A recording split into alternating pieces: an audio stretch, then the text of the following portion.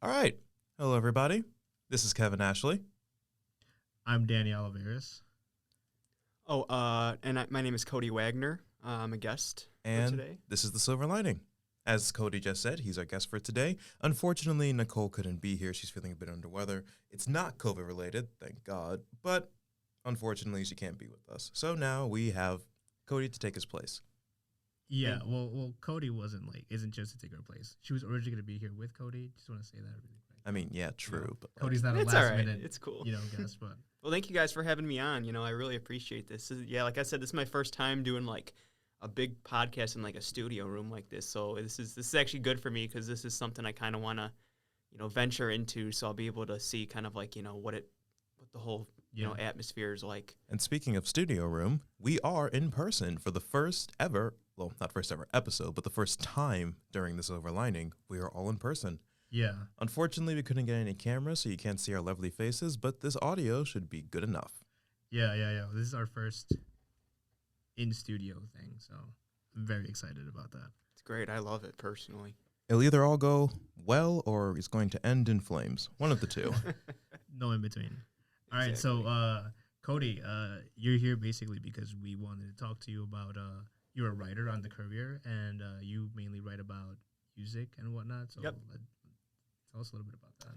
Tell our whopping audience about that. Well, so in high school, because I went to Hinsdale South, so I took some English courses, and I wrote a lot of papers, obviously, but it was my junior year. I was, and my English teacher, he really, got a liking to me because, I'd not only like worked hard and, treated him with respect, but I was a good writer. And at the time, I really didn't know it exactly. I was just kind of, writing for whatever. I had to, pass. So, but then it was my senior year that, I started really, getting into music.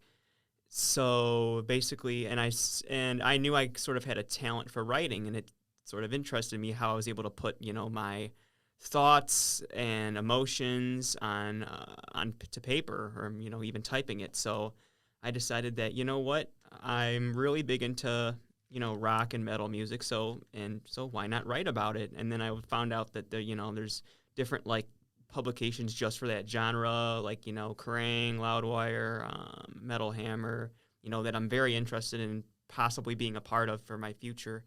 But so that was the writing portion of it.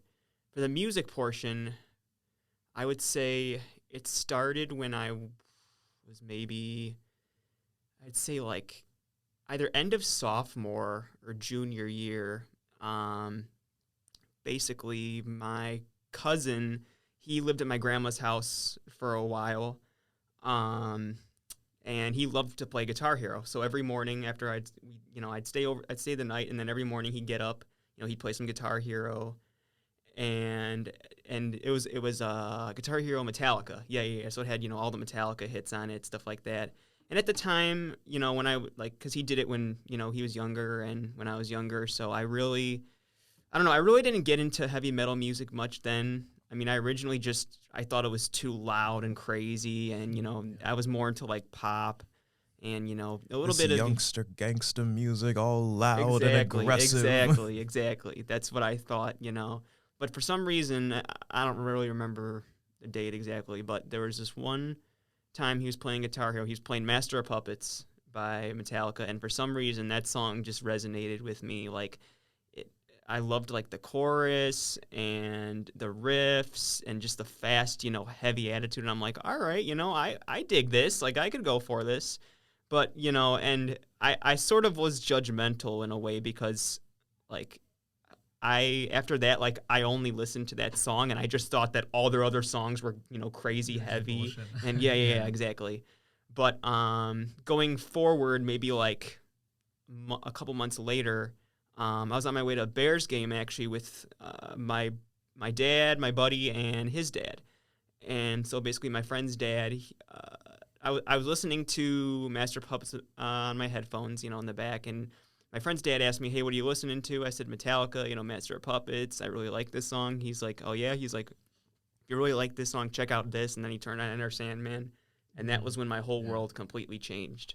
Like, once I heard that song, like, I couldn't stop listening to that thing for weeks. I mean, I would repeatedly just because it's just such a cool-ass song that gets your, emotions and your energy just driving. And, I mean, I know it's very, like, mainstream and overpopularized, and I admit like it gets overplayed on the radio, but it's just such a great fucking song, So because it's mainstream, does that like decrease any like its quality or whatever? At least for you. I mean, the thing is that like it sucks when something gets too popular, but the song is just great in general. Like for example, like Smells Like Teen Spirit. Personally, that's not my favorite Nirvana song. But is it good? Absolutely. Like, that's what sort of ignited, like, 90s, like, that was the big song of the 90s. Yeah. And, despite it being overplayed, it's still a great song. Yeah. Like, I'm also a rock guy, so, like, one of my favorite bands is, as you can tell, I'm wearing a AC/DC shirt right now. Yeah. I saw him actually at Wrigley in that's so awesome. 2016, yeah. And I've never seen them live. I probably won't just because like it's so expensive. They were great. Going back to that AC/DC, Back in Black, like it's a great fucking song. It's an amazing song, but it is overplayed. So like to the point where like when I play the album Back in Black, I sometimes have to skip that song. Yeah. That one and what's the other one? I can't remember off the top of my head, but there's like Hell's Bells, Shoot to Thrill. Hell's Bells is awesome. Yeah, Hell's Bells is that is a great song. That's an awesome. I love the beginning to it. As y'all can start to see, I'm going to be taking a back seat in this conversation as they talk about all this music. Yeah, man, pitch in. See? I don't have much like knowledge in this area. Like I just listen to whatever I think sounds good. There's no like specific genre that I like. Yeah. I like pretty much all of them if I enjoy the song itself, and I don't really like have like a band that I like either. It's just that's good. I mean, that's just some people, like that's good that you think that actually because you're going outside of your boundaries and you're just like you're interested in listening to anything. Yeah, I think just for some people, like music is a big part of their identity, whereas like most people, like it's just like I love music, but it's not like a big thing for me. It's not like a identity. I like an identifier for me. And whereas like with other people, I think it's a very big like oh this song or this type of music or this band just like really clicks with me and like who I am or whatever, and like I don't know, I think that's just how it is sometimes. Yeah, exactly. So going back to pretty much, after hearing Enter Sandman, that just really changed my world. And then I thought, you know what, I'm gonna give metal a try. So I looked and so then I discovered like other metal bands such as Pantera and Slayer and Slipknot and Megadeth and Korn and all just those popular metal bands that I never really knew of when I was younger, but then just hearing them it really got me turned on to that sort of music. And then I remember I was going to South Dakota. I was on my way to South Dakota, and like I said before, my cousin, he was a huge metalhead before me, so he's the one South Dakota known for its metal. Exactly. He's the one that got me into that. But anyways, I texted him on my way to South Dakota, and I said, hey, like I've really been getting into metal. I said, a band by the name of Pantera? He's like, are you serious? He's like, you're really getting into it? I'm like, of course. I love it so far, and just the sounds and the aggression and just the whole energy just really turned me on to that kind of music. And something that's really interesting that I've thought of is like, my generation, like they listen to like, there's a lot of like, rap out there and stuff like that. I mean, I definitely respect rap, especially, old school and even. No, just what, Kevin? What? Just the way this is being phrased right now. It's like my generation, like you and me, we're like both Gen Z. Like I get that. Like we're the elder Gen Z people. But like, I'm sorry for interrupting, but no, you're fine. I just find it funny when it's just like my generation is so. Well, they're all into rap, and like rap is good and all, but yeah. I mean, I think it's fair to say because I think the mainstream right now is definitely rap, and like that type of thing, you know, like hip everybody's hop, trying to be a rap, rapper too. And It's like, kind of ridiculous if you think about And it. I definitely respect the genre. Like, you know, I love NWA, Dr. Dre, Snoop Dogg, all the classics, you know, with like, you know, Wu-Tang. To that, I kind of want to yeah. say that, like, yeah, you have to respect like the older stuff, but like Yeah. the new stuff, the whole mumble rap bullshit, I think that's just Yeah, I mean, bullshit. like, I I'll don't listen know. to, like, This X is and, me, though. and Lil Peep and, you know, and Juice WRLD, but I mean, I don't really listen to much rap nowadays, and I just thought that, you know, I always thought of myself, I always kind of like this, too. I thought of myself in a way as, like, the outsider, you know, like, Yeah. outside from everybody else's, you know, musical taste. And some people would think that, oh, you know, like... I think it's fair to say nowadays. I mean, because back in the day, like back in like, you know, let's say the 70s and 80s, the big thing was rock. yeah. But nowadays, it's a little bit more, you know, the less norm, you could say. You know, like you turn on the radio, like 9 times out of 10, you're gonna hear some like Ariana Grande bullshit. You know, Yeah. that kind of shit. You know, that this is my, you know, whatever. But I feel like I'm definitely in the minority for like liking pop music. yeah. At least in this room. What do you mean? Like, I really enjoy the songs that come from like Ariana Grande or like freaking Doja Cat or Nicki Minaj. Like those types of music. remember Like that music is something that I really enjoy. And it's like, in this room, I feel like I'm the minority, but hey, it's fine. I have like most of the country backing me. Honestly, You do, I mean, yeah, you do. You do. Like, you definitely do. Like, that is what is the big norm right now, I think. Mhm. Yeah, I remember. Sorry. So, something interesting that I just thought of. So, for like rock and roll and like metal music, that's all like not cancel, counterculture stuff, right? I wouldn't say so. I don't think. Go ahead. Like Sure. its origins, I would have said. I mean, I would consider it as it, because I mean, I feel like it's not. I mean, it's growing for sure. Like rock and metal, I don't think it'll ever die, but it definitely is separate, obviously, from, you know, like I said, the music that my generation listens to, and I kind of like that, you know, because it's just, it gives me a sense of purpose and individuality. Yeah. So the reason why I bring up the whole like rock and metal being like counterculture to a degree is because like a rather interesting trend that I've noticed when it comes to, well, anything that's like counterculture is how, at least in our modern internet days, how it's been absorbed into the culture itself. Yeah. Like, you can take, for example, how like the early days of rock are like definitely like against the establishment, against this, against that, like we are the new, yada, yada, yada. But nowadays, that's a marketable like aesthetic. Like it's been absorbed by the very thing it's been trying to fight against, which I think is a very fascinating aspect of it. I wouldn't say it's counterculture. It's more of like I've always seen rock and roll as like a rebellious. It's a rebellion type of thing. You know, it's like it's about individuality type of thing. You know, it's more of like. But even then, it's like nowadays, it's like a rebellion with like a corporate backing. Yeah. Wouldn't that technically? The whole point of it was. Wouldn't that technically count as counterculture? Because I mean, like it's sort of like. If it's rebelling against the current culture, then it would count as counterculture, I would say.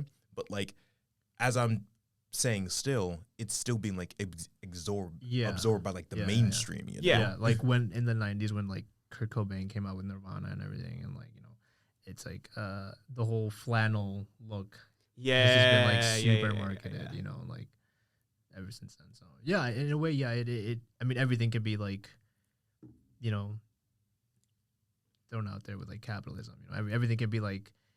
There's always going to be somebody making money off of it, obviously, right? But yeah, like, you know, I just think that like it's fairly interesting where you look back at how it was back in the past before like any of us were born to how it is now with like the age of information because of the internet that we're in, that like all opposition towards the current mainstream inevitably gets absorbed by that mainstream and becomes it, which is like, I don't know. I think that's fairly fascinating. Maybe like detrimental to the actual like counterculture or rebellious message that these songs are supposed to have.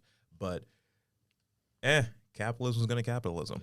And I mean, talking about rebellion, I feel like to answer that, like it would, if I were to say like rebellion, I would probably connect it to religion because like, and this isn't true for all metal, but there are like, you know, Satan, like there is like, you know, metal it's a big yeah, and it sort of like counters religion in a way. Like, for example, Marilyn Manson. Yeah. Take him. Like, in the early 90s, like, he was a huge supporter of individuality. Like, he went against the church. He went against, Christians and just, religious radicals, you could say. And he sort of opened people's minds to individuality. Yeah.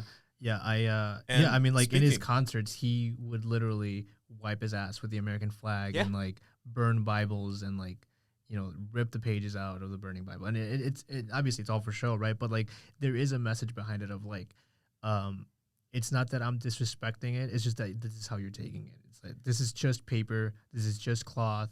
And the only meaning it has is what you give it. Now, before we go too hard on Marilyn Manson, we also need to address the elephant in the room involving that man. And that elephant also includes you, Cody, because you've written several articles talking about Marilyn Manson, and they've had interesting reviews, to say the least. I've seen some of the comments. Your stories are the most read on our site, I think. Right? Yeah, it's definitely a controversial subject. I mean, when I first discovered it, I was, a bit surprised and skeptical. Because like you never want to think that someone that you like could do something terrible. Exactly, and it's just, like what you just said. Like you don't want to accept the fact that somebody you like and respect and deeply admire did something terrible. Like for example, take Kevin Spacey. His acting career is pretty much over now. Like we should be. We don't see him in any more things. Like Bill Cosby. Does he get what he deserves? Yeah, absolutely. Like, he shouldn't be acting anymore, and he shouldn't be in the industry. Is it sad that he did what he did? Absolutely, because he was a phenomenal actor, and he did have much potential. And it's sad that, like, and it just shows you that, like, one big mistake can truly, just end everything for you. Yeah. And, like, rightfully so, if it's, like, a terrible thing that you've done. It's one of those things where it's always a tragedy to see someone who you thought was a great person to do something horrendous. But, like, ultimately, when, like, victims come out expressing saying their trauma with that person, you got to take them at their word. I think it's slightly worse with certain people. Like, for example, like Bill Cosby. Like, Bill Cosby is, like, that family dad guy, like, he was a clean... Oh, yeah, like, there was a reason why a lot of people in the black community, in my community, didn't want to accept for the longest time that Bill Cosby could do something wrong because, like, he was such a staple of America for so long. But, like, when dozens upon dozens of women are coming out 72 saying... allegations. Yeah, when they're all coming out and saying, hey, he sexually assaulted us, there comes a point where it's like, not all of them can be lying. Yeah. And that's the same thing with the Manson story, too, because originally, like, I read into it, and I was a bit skeptical, and I had the mindset of, like, all right, like, innocent until proven guilty, that sort of thing. But then once the story started to break more and more, victims would come forth, and this was, like, there'd be, like, things like there'd be one every week. It was insane, and I think now it's gotten to the point where there's so many victims that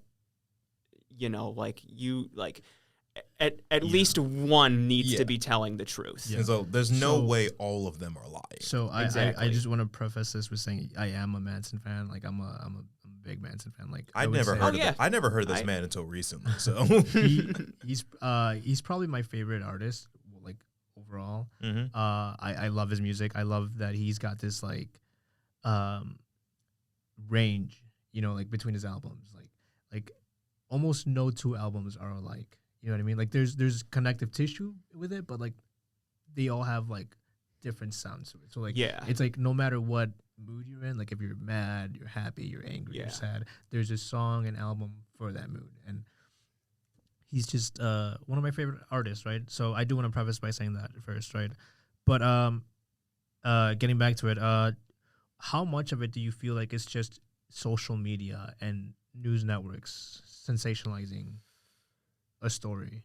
What do you mean by that? Like, because like how Cody just said, like every week there's like a new victim coming out, and like I do think that it's innocent until proven guilty, but at some point there has to be the whole they can't all be lying. Yeah. Yeah. Right? But at the same time, on the flip side of the coin, it's like, how much of that is just news networks and like social media, like, I would sensationalizing stuff. I would say none of it. Like, obviously, there's going to be a bit of like sensationalism in like any like high profile story or whatever. But Right. ultimately, when it comes to like the victims like expressing their abuse, No, I'm not really sure it's like any like manipulation going on Yeah, there. and I mean, and they went, and some of the articles I read, and actually the interview, I believe the woman she was like one of his like first victims. I think her name was Ashley Morgan Smithline. Yeah, I saw the interview with her, and she went pretty like in detail. Yeah, like I'm not gonna say it on Yeah. the show, but like she went very in detail, and it like the things that she was saying sounded horrendous. Yeah. Mhm. Now, And so we appreciate the devil's advocate here, but like yeah. he did it. No, yeah. Well, you know, I wouldn't say he did it. He did it. You know, like let's wait till there's a verdict, I think. And But I lost my train of thought. Go ahead, Cody. and like something I will say, like one of the things that he was accused of was, you know, using a knife during intercourse, that sort of thing. Like, and you know, I mean, we weren't there, so we really can't prove it. But however, like he is a very like controversial artist, and he Yeah. has done like weird stuff in the past. Yeah. You know? I mean, I think one reason that it's like, you know, obviously, like, you know, how you said, like, when I first heard about it, I was a little, like, taken aback by it, because it's like, yeah, it's definitely like that, like, you know, somebody that you really love and enjoy, like, their art and whatnot, like, it's kind of hard to see, like, wow, they've done some, like, really fucked up shit, and not Yeah. only that, like, it's going back to that of, like, Kevin Spacey. Now their career is basically over. So now it's like, Manson's basically, you know, even if he's innocent, let's say even if he is innocent, his career might be like, oh, it's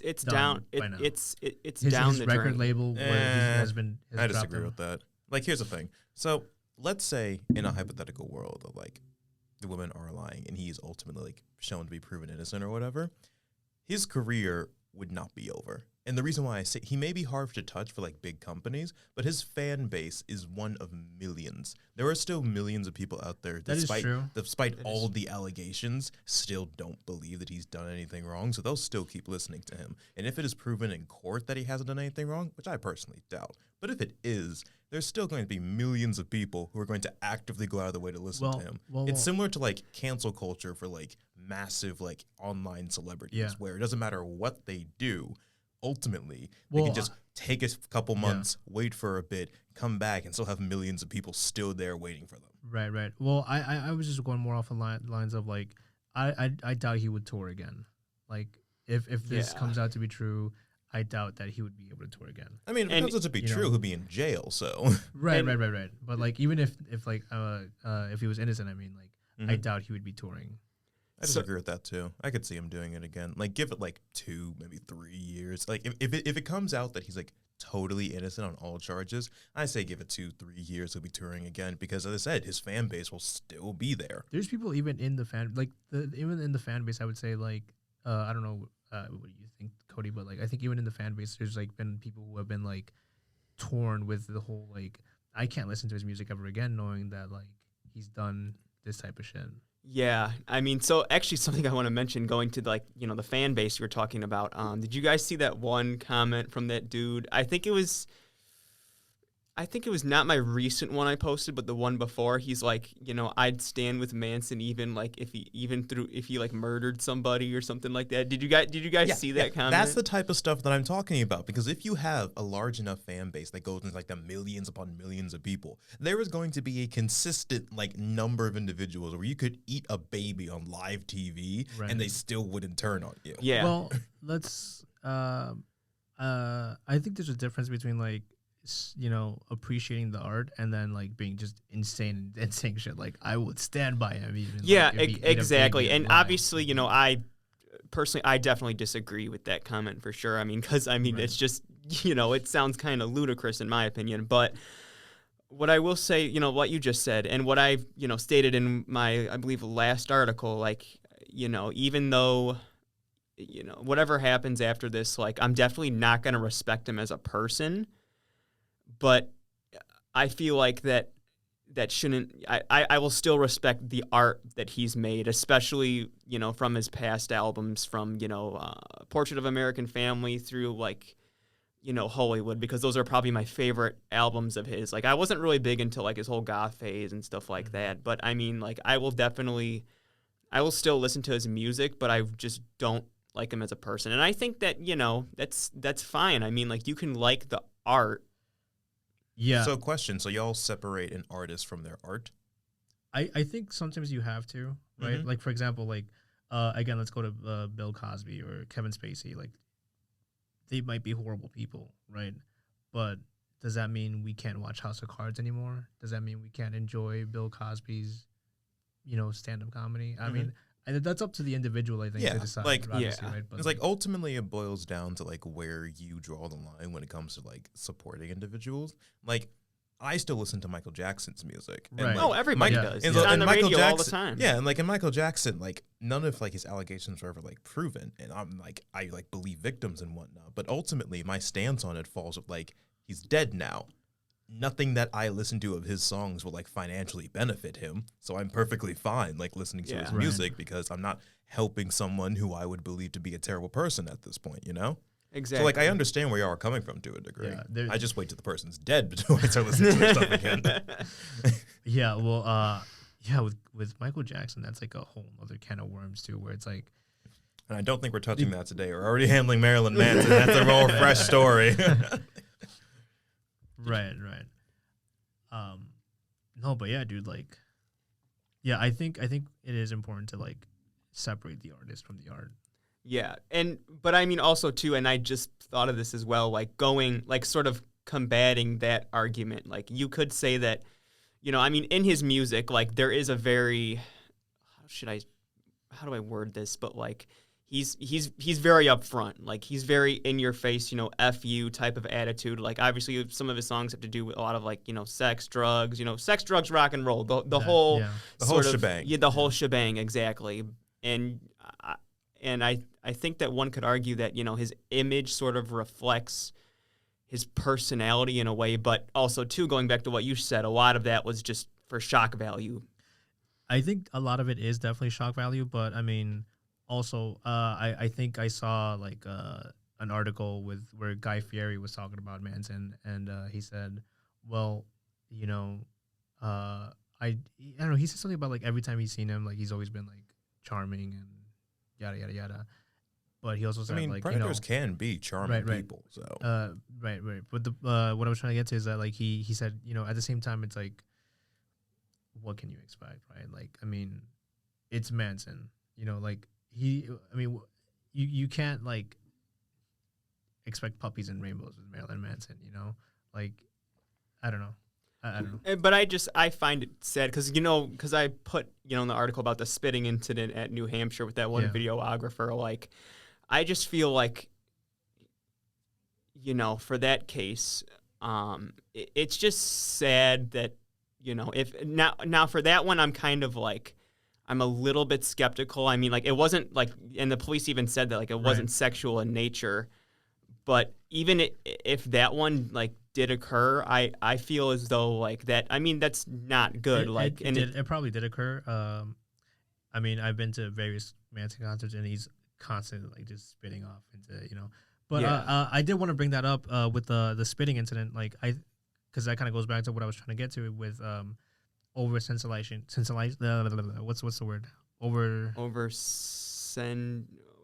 Kevin. I don't know. How do we all forget the word, for Christ's sake? Okay, well, you guys know what I'm saying, right? Yeah. Over contextualize it? No. Over sensationalize. Yeah, there you go. English, Jesus Christ. Right. But yeah, like, how much is it like just news and media networks just like blowing up a story? Because that spitting incident has nothing to do with the sex allegations, but because it's Manson's turning himself in. Like, the headline is Manson turns him, like, surrenders to the police, and it's like, oh my God, he did it, and like, so I mean, we gotta like be honest here. A lot of people don't read. We read headlines and then we move on. Yeah, exactly. And for him turning himself in, that wasn't for the sexual abuse cases. You know, that's they're still doing an investigation into that, and court dates are probably going to be held at some point, either later this year or next year. But in terms of like the spitting incident, it's just sad, like, because I mean, and I even mentioned this in an article too, like that person was a fan and they admired Manson, and, you know, just to have, and even if it was accidental, like the point, like I feel like if someone were to spit in my face, like, and this would be anybody, if somebody were to spit in my face, like that's just personally asking to get your ass kicked, because you're putting like germs and your own saliva onto somebody's face, which like A, you could get like sick, B, that's just rude. Like you don't, like that's just, I feel like that is the highest form, or one of the highest forms. The only place where spitting on a person is allowed is in the bedroom, for Christ's sake. Yeah. I mean, if people are into that, you know. But yeah, I understand where you're coming from. It's I don't know. Ultimately, with this whole like Marilyn Manson situation, it's obviously incredibly controversial, and it's a very like absolutely hot-button issue.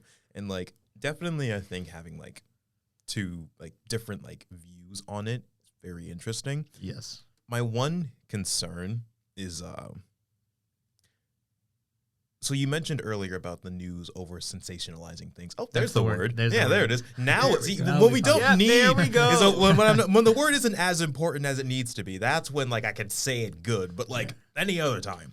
But yeah, the oversensitilization of all these different things. It's my one problem with like using that in like an argument towards like any like celebrity or big figure at the time. I feel like it can come off as like some type of like excuse to like downplay their actions. If it's just being like, well, it's just the news over sensationalizing this. And it's like, oh, okay. Yeah.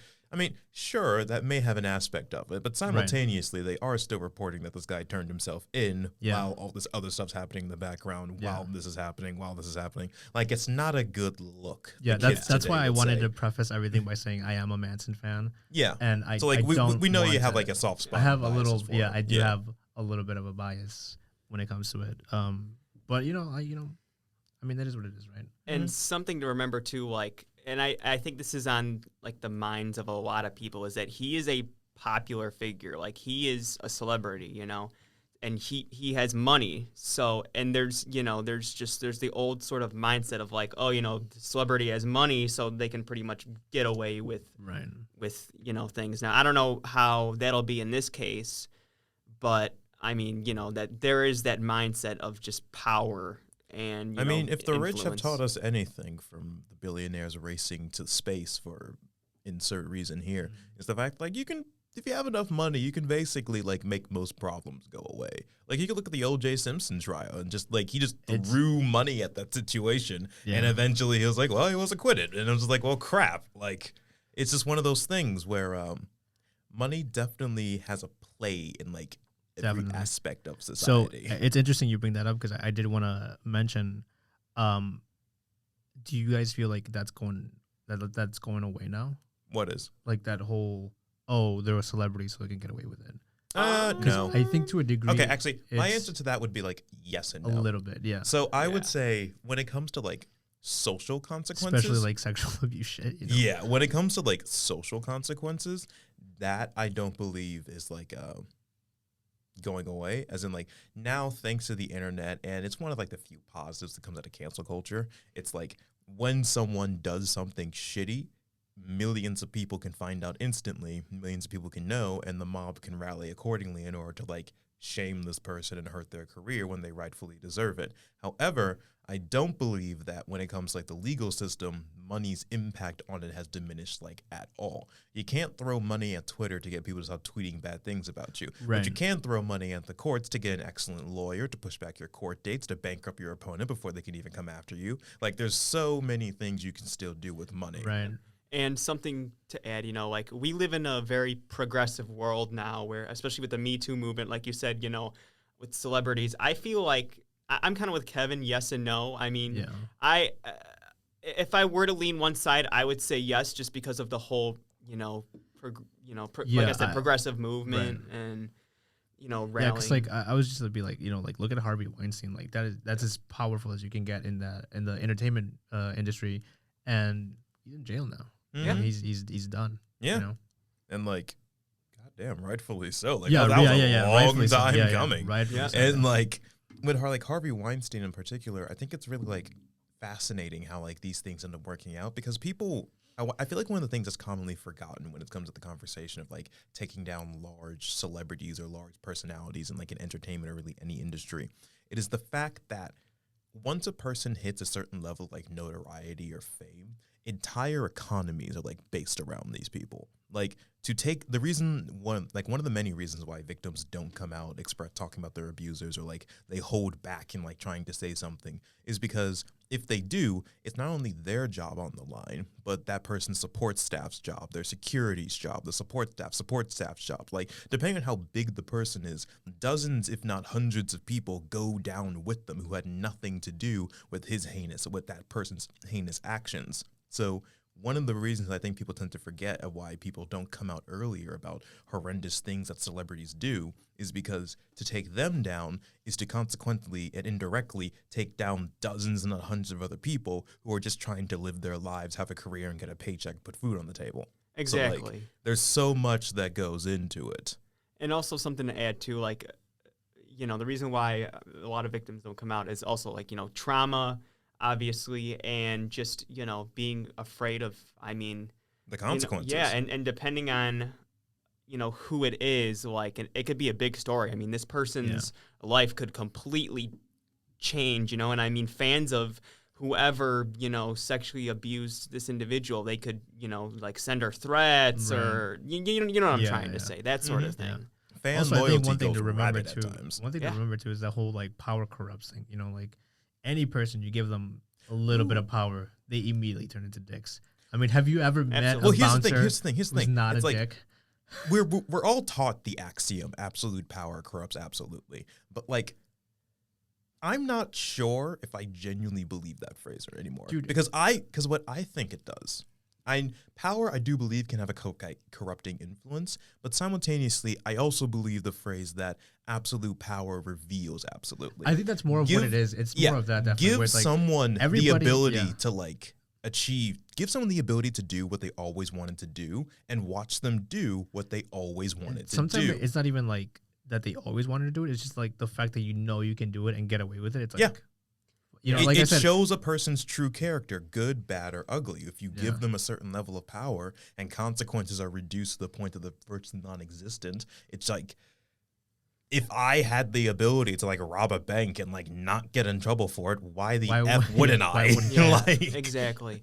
And something to remember too, like I feel like, with power and corruption, that I feel like it's on the individual and choice, what they choose to do with their money, how they choose to present themselves. If they're a power hungry asshole, then that's their choice. They made that choice to do that. So, and I feel like just overall in general, like we all have choices. Like we all, choose. We all make mistakes. We all. And I'm not saying that some are obviously bigger than others, but at the end of the day, we all have a choice.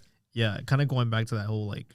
I think it kind of sucks the whole Twitter thing because, I don't even have a Twitter, but like the whole Twitter thing is like kind of saddening to me because it's like you have one mistake and you're fucked, especially in the entertainment business, and sometimes it's not even like, the whole Gina Carano thing from like the actress from The Mandalorian. How she got fired. Okay. But like, in that one, I take big issue with because in that specific instance, but like, Disney is Disney. Right. Like, no. I'm saying she absolutely has. They have the right to fire her. They can fire her if they want. But it's like she says some dumb shit on Twitter, and now her career's over. Well, she was literally hired by Ben Shapiro the next day. She's fine. Yeah. Who's gonna watch that? Ben Shapiro's fans. Because here's the thing. Okay, so another thing that I take issue with, something I'm very passionate about, as you can clearly tell, is like I wanted to include you, Kevin. That's why I brought it up. It's like people talking about how like, when like you get canceled, everything's ruined for you. That's like, okay. The people who get canceled and everything's ruined for them is like an average Joe Schmo person. It's not like some celebrity who makes a lot of money that everything's ruined for, because they will land on their feet fairly consistently. I think cancel culture works in the way that you're describing it for you or me or Cody or whatever. Like if we get canceled, then our chances of like getting anywhere and like career-wise is going to like hit a brick wall. But for like someone who has a lot of money or a bit of notoriety, I think it actually helps their careers to I a don't agree degree. with that. Because look at well, we can bring in the Mandalorian girl in particular. She was canceled by the left. Disney fired her, yada, yada, yada. From there, instantly, the rights instantly supported her. She got a new job with Ben Shapiro. Yeah. She got a lot of money from that. Like, she's did doing she get a lot of money from fine. that? Yes. Is she doing fine? She is I doing don't know. fine. I would disagree with that. I mean, if you have to partner up with Ben Shapiro, I would say you're not doing fine. But I don't know. I would just say, like, I think that's the extreme of, like, hey, I said something that's stupid, and now I'm getting fired, you know? Like, I just don't think that's Like, for the cool. average person, like you or me, I definitely agree with you in the fact Right. that, like, saying one thing But that even could, that, like, like, ruin your thing. yeah. But I don't think that matters to people who have a level of notoriety, though. And it's something to remember too, like despite what she said, whether you agree or disagree with it or what, but like overall, like I mean, Disney's Disney. Like they can do pretty much whatever they want. And Disney gave her like 20 warnings saying, "Hey, stop what you're doing. You're hurting our brand." To be fair, they told her like, "Yo, shut the fuck up about this like political shit." Cause, and I mean, it's and so, their and they say it to everyone. It's like, "Hey, stop talking politics." and it's their business. She's their employee, so if they want to fire her, like they absolutely can, have the right to fire. Yeah, her. I mean, controversial, absolutely, but in reality, like yes, they do have the right to fire her. Yeah, and again to like kind of go back to the oversensitilization. What's the word again, Kevin? Damn it! I think it's you who ruins it for me because every time you say the word, I proceed to just like copy whatever the frick you're saying. I had it right the first time. Myself. I had it right the first 30 minutes of this. Now it's just gone. But we know what you mean. Oversensualization? Something like that. Yeah. Of like of like news media and everything. Our collective like intelligence like decreases together. Warning for the podcast, we're all morons here. Okay, we don't know what we're talking about. But like to go back to that, Johnny Depp, a close friend of Marilyn Manson, he's also in like this huge divorce wife beating case against Amber Heard, and like that's like the guy got fired, and then it turns out, oh wait, she's actually the abuser. So yeah, exactly. That I would argue is the biases that men experience in our society, though. Now, okay. Now let me like preface this with something because I did something very controversial. So, men, I personally believe, do experience discrimination in their own special way. Like, I am not like any like quote unquote men's right activists or those incel guys because they take genuine issues that men have to deal with in our society and use them as weapons to metaphorically bludgeon women with because they're fucking bored, and I hate that about them. But like, I do believe that when it comes to like believability of like victims of abuse, women are more believed than men, which like makes sense. And women tend to be abused a lot by men and men not to be abused that often. But I do believe that men's abuse does not get taken as seriously as like women's from time to time. And it's so hard trying to talk about mental abuse. There's no scars for that. And it's so hard to like talk about the abuse that like men can experience in our society without being well associated with like incels, misogynists, and quote unquote men's rights activists because they have taken these genuine issues that men can experience in our society and used them as weapons against women and trivialize them to the point that like to speak out about them like actually care about these issues is to be considered one of those assholes, and I fucking hate it. Yeah, and something to think about too, like, because I mean, in reality, like, I mean, as men, let's be honest, like, some of us are really, really like perverts. Like, I'm not. Men as a whole, we're shit. Animals. Like, we're pretty shitty. Yeah. Oh, absolutely. And it's just, I feel like I said before, it all revolves around choice, you know? Yeah, sure. Like, you can like be horny, fine. There's nothing wrong with wanting to fuck a girl and be horny, you know? But the issue is she doesn't want to fuck you back. Like, yeah, exactly. Like, you know, like if she's interested in it, if she's not, then obviously no. Like, you shouldn't go for it. Then, like, you should, you know, wait till both partners are comfortable. That's just, you know, basic. You would think that's morality. common sense, common courtesy. But like the amount of men who just like fail so often at that, it's just disappointing. And I feel like it's that like domination aspect too. Like, you know, we want to be in seen charge. as the alpha. Like, you and know? I would personally blame the patriarchy on all of that, but that's a whole different conversation. Yeah, I don't like being like, you know, not to get to too much into like, this might be TMI and everything, but like the whole like, you know, dominant shit, like I do not get into that. Like the whole, I don't know. Yeah, I'm with you on that. I don't really get that much either. Like It's if my partner is not like into it, then I'm just like, okay, like what are we doing here? Yeah, Like, let's Yeah. not like. Yeah. It's one of those things. Okay, right. so we are now reaching the end of this podcast, and it has been a interesting one to say the least. It was So, great. as we always do in the Silver Lining, we like to talk about a positive. And currently, the positive that came to my mind today is, first of all, the fact that we can be in person right now, Yes. talking and having this podcast, I think is just absolutely stellar. Like, it's wonderful seeing you face to face, Danny. It's wonderful seeing you face to face, Cody. Thank It's you very upsetting that much. Nicole couldn't be here because I know Yeah. she definitely would have had opinions on this topic. And, well, she'll find out what's like when she edits it. So, cross that bridge when we get to it. And, yeah, for one of the many reasons of how, like, our world is steadily getting better, people need to get vaccinated more, obviously. But as a whole, things are starting to improve. And that, I believe, is like an excellent factor and something that we should all, well, take advantage of if we can.